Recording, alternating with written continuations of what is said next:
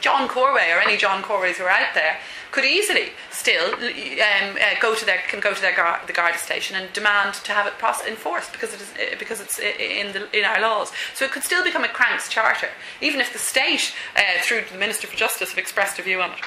And clearly some future DPP might take a very different view to, I don't think the current DPP might prosecute, but others might. The other interesting consequence it's had is that Pakistan has taken up and it has taken an interest in this new definition. And I just thought I'd read you the Islamic Republic of Pakistan's penal code, which has in clause 295 says that the use of derogatory remarks in respect of the Holy Prophet is an offence, and the offence is defined as whoever by words, either spoken or written, or by visible representation, or by any imputation, innuendo or insinuation, defiles the sacred name of the Holy Prophet Muhammad shall be punished with death or imprisonment for life, and shall also be liable to a fine. So maybe the fine is less significant there.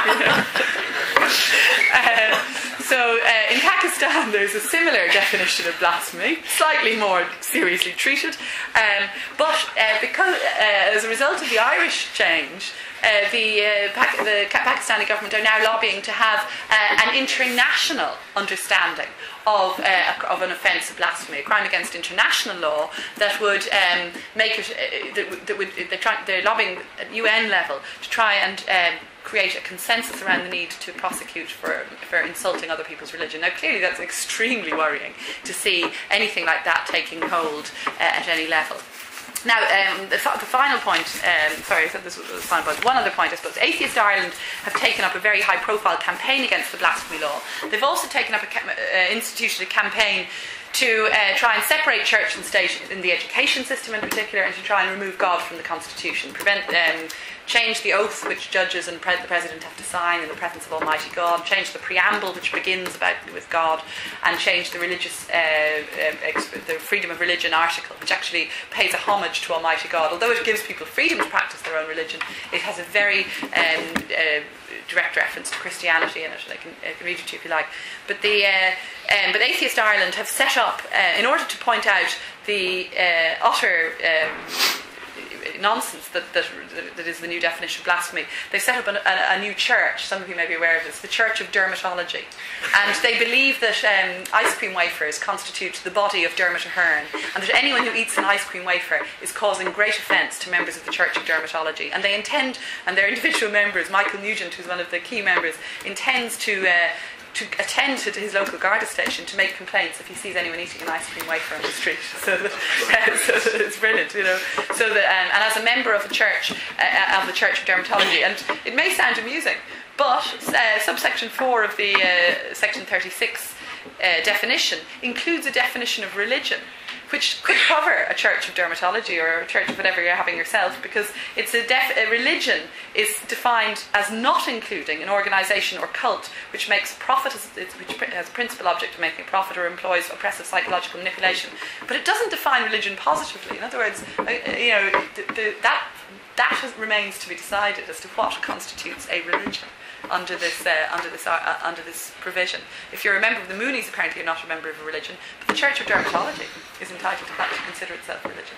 So there you are. I think maybe we'll open it up to the floor now, and anyone has any questions or comments or... Yeah, thanks to Ivana. That was the most interesting talk, and I really think that you hit the nail on the head there when you said that in spite of all these clauses that have been put in, and in spite of all this what we've heard about, the prison, the possibility of prison sentences being applied or whatever, it still remains that the old legislation that was there was unenforceable because a High Court had ruled that it could not be prosecuted. So by bringing in the new legislation, whichever way they tried to spin it, it has reintroduced the possibility of prosecutions, and that's black and white. That's right. Yeah, that's very clear. That sums it up exactly. Yeah. So, any questions either about the education system or the blasphemy laws? Anything anyone would like to remark?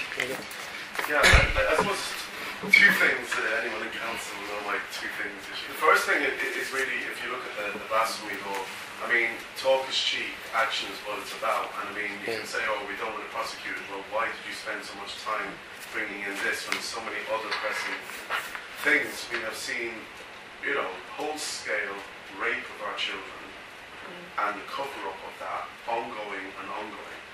We haven't seen proper prosecutions of these criminals. we haven't seen, but we have seen all our money, I mean, well over £1 billion gone into, you know, the restitution to the victims, and that might be just and right. But the church has, I mean, got away pretty light. I mean, about 160 million, and a lot of those assets still haven't been handed over. Now, it seems to me that that kind of money, we should be a lot tougher. I mean, if we had a better government, we'd be saying to them, you guys are now to get out. I mean, thank you for providing educational and health services when the government and the state of this country failed the people in that in the early years. And so we do have to give some credit to the, you know, to the institutions of the church that did provide those services. Sadly, they kind of abused their position many times, too often.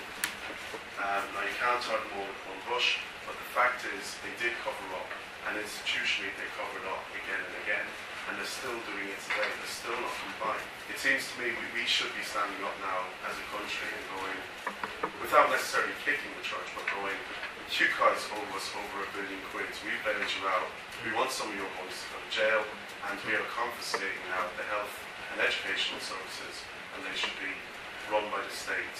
And we will be culpable then if we do wrong within that, rather than this kind of covering your tracks when you're covering up. And I mean, the second part of that is, what's going on with this government? I mean, do we have like one or two members of, I noticed in England we had Ruth Kelly, who was a member of Opus Dei, bizarrely in the Labour government, put in charge of education over there. Is one or two of our ministers members of Knights of Combats or Opus Dei or something like that? Because, I mean, Dermot Ahern himself, I think, is Opus Dei, is he? I suspect, I mean, it's never been said out loud, but, you know.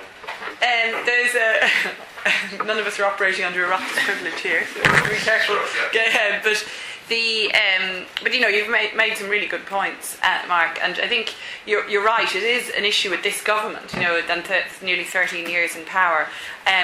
Why did Dermot Ahern bring this in? Is there an agenda behind some of the decisions that have been made? Well, it's been suggested many times, and I think it's quite well known, or at least people seem to think it's true, that in 2002, when the state conducted, through the Minister for Education, Michael Woods, conducted the indemnity deal with the religious orders, we now know that the religious orders got an incredibly good deal, that they're paying just over 100 million in redress, which will be probably just about 10% of the overall bill, which is likely to be about 1 billion for a redress. And I work a lot with survivors of abuse and have represented them before the Redress Board. There's a lot wrong with that system, but at least it does offer recognition to survivors of abuse in institutions of the wrong they suffered. But the religious orders are not picking up anything like enough of the tab for that. Clearly the state should be picking up about half, but they're picking up 90% currently. You know, it was a golden opportunity for the state to have told the church to hand over, as part of the indemnity deal, the lands and buildings which the state has paid for the upkeep of over many decades, but which the church still owns, and in which all of our 92% of our primary schools are run. So that was, unfortunately, I think that deal was done, and it appears because of a particular agenda by that minister, who was very much personally in favour of the church's view. Similarly with Dermot Ahern, there's been suggestions made that he's also driven by a different agenda. Personally, I think there's actually an issue within the Department of Education, and certainly anyone who's worked with the Department of Education or had dealings with them, as we have through the cases we've taken, we find there's a real institutional culture in there that's very conservative, that is very Catholic, that's been protective of the church for a long time. And so I think there's it's not just individual ministers, although that may be an issue too, but there's also a problem at the top end of the Department of Education with civil servants. Why did Dermot Ahern bring in this last year?